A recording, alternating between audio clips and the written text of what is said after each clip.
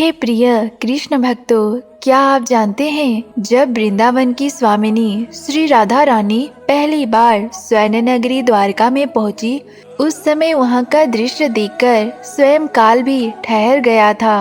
वो क्षण कैसा रहा होगा जब महलों की रानियों ने एक साधारण दासी के रूप में साक्षात श्री कृष्ण के पराशक्ति का दर्शन किया होगा।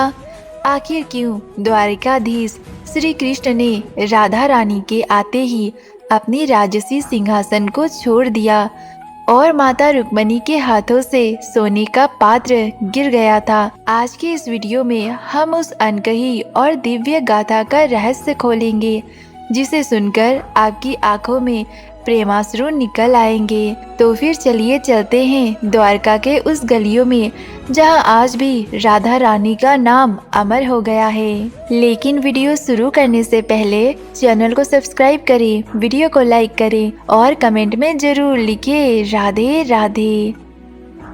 राधा रानी और कृष्ण का मिलन की गाथा मुख्य रूप से गर्ग संहिता के द्वारिका खंड और कुछ अंशों में पद्म पुराण में देखने को मिलती है। जहां श्रीमद् भागवत पुराण में विरह के बारे में कहा गया है, वहीं गर्ग संहिता में भक्त को मिलन और सुगंध आनंद के बारे में बताया गया है। वृंदावन में जब श्री कृष्ण कंस वध के लिए गए तो फिर द्वारका के राजा बन गए। उस समय पीछे छूट गई राधा रानी और उनकी सखिया। बरसों बीत गए, युगों जैसी लंबी रातें कट गई। राधा रानी का शरीर विरह के अग्नि में तपकर कुंदन की तरह चमक उठा।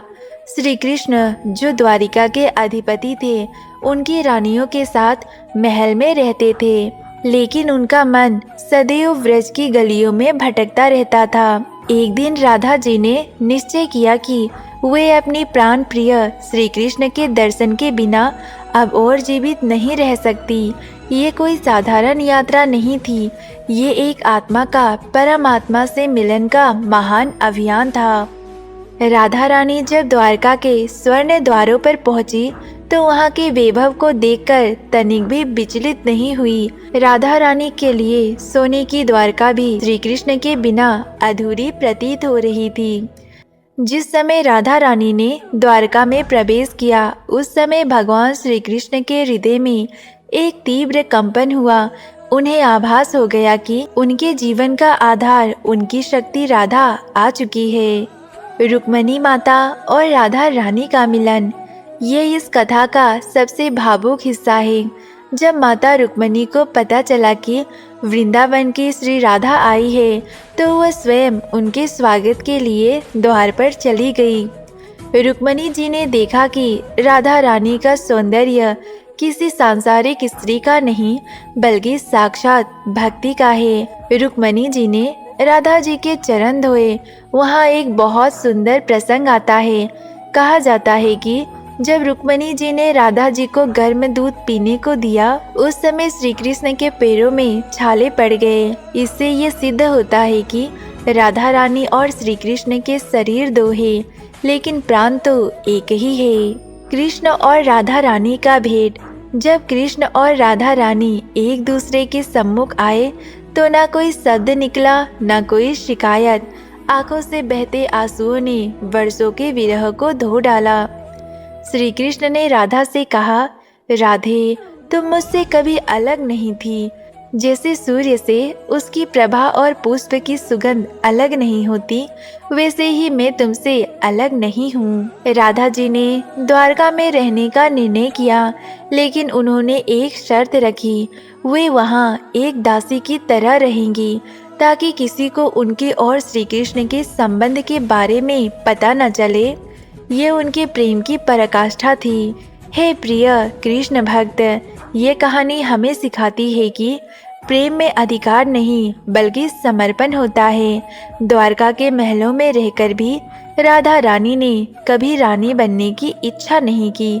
वे तो बस कृष्ण की निकटता चाहती थी। ये मिलन हमें बताता है कि चाहे कितनी भी दूरियां क्यों न हो, यदि प्रेम सच्चा है और हृदय में श्री कृष्ण के लिए तड़प है, तो परमात्मा स्वयं भक्त के पास आ ही जाते हैं। दोस्तों, कुछ लोक कथाओं के अनुसार द्वारका का भव्य प्रांगण में जहाँ हजारों दास दासियां स्वर्ण के पात्रों में सुगंधित जल और रत्न जड़ित पंखे लेकर चलते थे, वहीं राधा रानी एक साधारण सेविका बनकर रहती थी।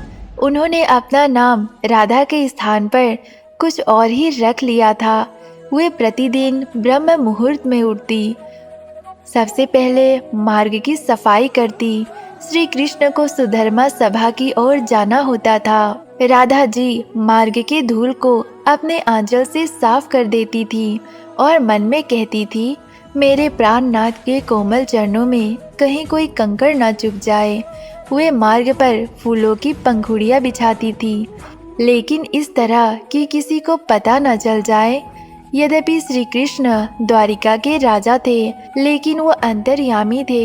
वे जानते थे कि जो दासी उनके मार्ग में फूल बिछाती है, वो कोई साधारण स्त्री नहीं, वो तो स्वयं मेरी प्राण प्रिया किशोरी जी है। एक दिन की बात है, श्री कृष्ण जानबूझकर उस मार्ग से निकले जहाँ राधा जी छिपकर उनकी प्रतीक्षा कर रही थी। श्री कृष्ण रुके, उन्होंने एक फूल उठाया और उसे अपनी आंखों से लगाया। उन्होंने दासी की ओर देखा। राधा जी ने लज्जावश अपने घूंघट को नीचे कर लिया। कृष्ण मुस्कुराए और बोले, हे सेविका, तुम्हारे हाथों की सुगंध बता रही है कि तुम इस नगरी की नहीं हो। तुम्हारे इन फूलों में वृंदावन की कुंज की महक है। राधा जी का हृदय धड़कने लगा, लेकिन उन्होंने मौन रहकर केवल संकेत में प्रणाम किया। ये प्रेम की वो स्थिति है जहाँ शब्द मौन हो जाते हैं और केवल मौन ही बोलता है। द्वारिका की पटरानी सत्यभामा को अपनी सुंदरता पर बहुत ज्यादा गर्व था। जब उन्होंने देखा कि महाराज एक साधारण दासी के द्वारा लाई गई माला और फूलों को इतना सम्मान दे रहे हैं, तो उनके मन में कौतूहल जागा। सत्यभामा उस दासी यानी कि राधा रानी को अपने कक्ष में बुलाया। सत्यभामा ने कहा, सुना है तुम बहुत सुंदर माला गूंथती हो। आज मेरे लिए ऐसी माला बनाओ जिसे देखकर प्रभु प्रसन्न हो जाए। राधा जी ने पूरी श्रद्धा से माला बनाई। जब कृष्ण ने वो माला देखी तो उनकी आंखों में आंसू आ गए। उन्होंने सत्यभामा से पूछा, ये माला किसने बनाई? इसमें तो मेरे जीवन का आधार बसा है। उस समय सत्यभामा को पता चला कि साधारण दासी के प्रेम के सामने उनका स्वर्ण और वैभव तुच्छ है। तब उन्हें बोध हुआ कि प्रेम बाहरी दिखावा में नहीं, हृदय के तड़प में है। एक प्रसंग आता है कि राधा जी ने एक दिन गुप्त रूप से रसोई में जाकर श्री कृष्ण के लिए करील फल और माखन मिश्री से बिल्कुल वैसा ही भोजन बनाया जैसा वो वृंदावन में बनाती थी। जब वो भोग श्री कृष्ण के सामने परोसा गया तो पहला ग्रास लेते ही श्री कृष्ण के आंखों में अश्रु बह निकला। उन्होंने कहा, आज बरसों बाद मुझे ऐसा लगा कि मैं द्वारका के महल में नहीं बल्कि मैया यशोदा के गोद में बैठकर भोजन कर रहा हूँ। हे प्रिय कृष्ण भक्त, राधा जी का दासी बनना ये सिद्ध करता है कि भगवान के निकट होने के लिए कोई पद या प्रतिष्ठा की जरूरत नहीं होती, बस अहंकार का त्याग करे। राधा जी जो गोलोक की स्वामिनी हैं, वो झाड़ू लगाने वाली दासी बन गई। उन्होंने कभी कृष्ण से नहीं कहा, मैं आपकी पत्नी बनना चाहती हूँ। उन्होंने बस ये कहा, मैं तो आपकी सेवा करना चाहती हूँ।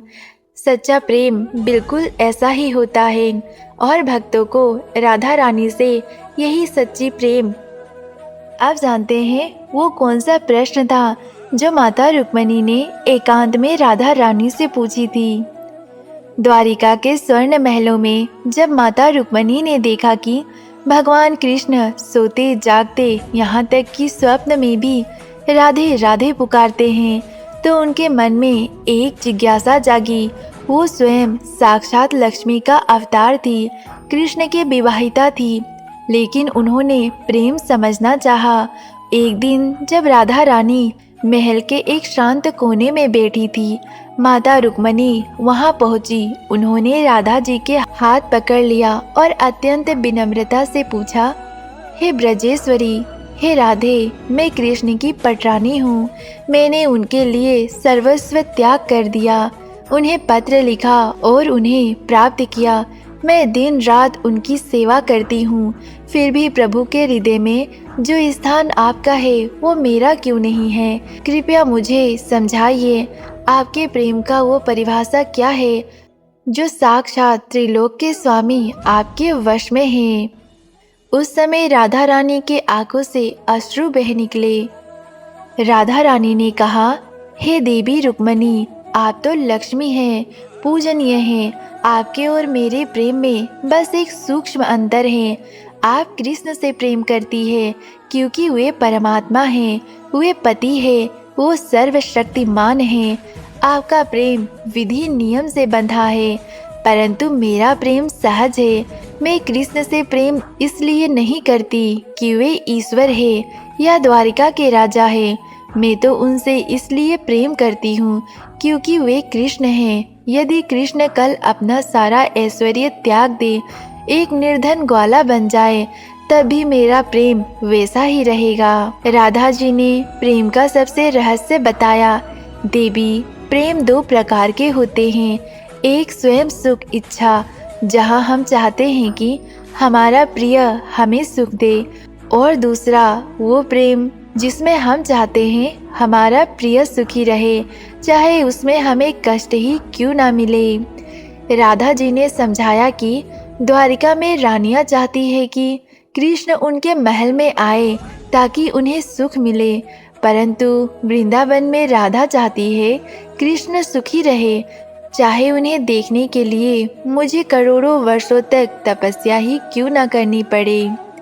राधा जी ने एक सुंदर उदाहरण दिया। जैसे दूध में पानी मिल जाता है तो वो अपना अस्तित्व खोकर दूध बन जाता है, वैसे ही मेरा अस्तित्व कृष्ण से अलग नहीं है। रुक्मणी, आप कृष्ण की शक्ति है, पर मैं उनकी आत्मा हूँ। शरीर अपनी शक्ति के बिना रह सकता है, पर अपनी आत्मा के बिना नहीं रह सकता। ये सुनकर रुक्मणी जी निशब्द हो गई। उन्हें समझ आ गया कि जिस प्रेम को वे अधिकार समझती थी, राधा जी ने उसे समर्पण बना दिया। रुक्मणी ने राधा जी के चरणों में मस्तक झुका दिया और स्वीकार किया कि प्रेम की वास्तविक गुरु केवल राधा रानी हैं। दोस्तों, ये थी माता राधा और माता रुक्मणी से जुड़े कुछ रोचक तथ्य। अगर आपको हमारी ये प्रस्तुति अच्छी लगी हो तो वीडियो को लाइक करके चैनल को सब्सक्राइब जरूर करें। मिलते हैं अगले वीडियो में, तब तक के लिए राधे राधे।